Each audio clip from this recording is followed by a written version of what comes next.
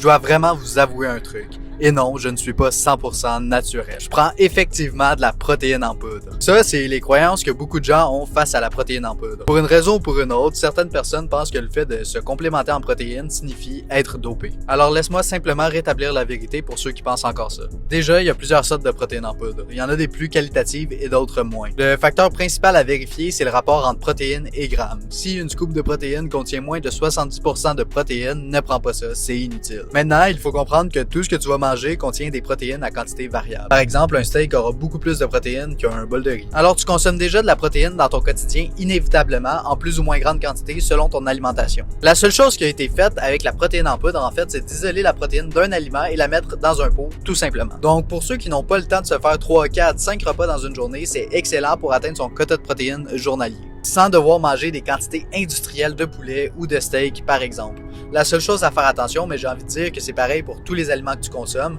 c'est la qualité et la provenance. Point. Si tu manges du poulet de mauvaise qualité, par exemple, tu auras beaucoup plus de risques de problématiques que si tu prends de la protéine en poudre de bonne qualité. Donc arrête de toujours acheter ce qui est le moins cher et pense à ta santé à long terme. Alors si tu penses encore que la protéine en poudre est nocive pour la santé, désabonne-toi, je veux pas t'aider.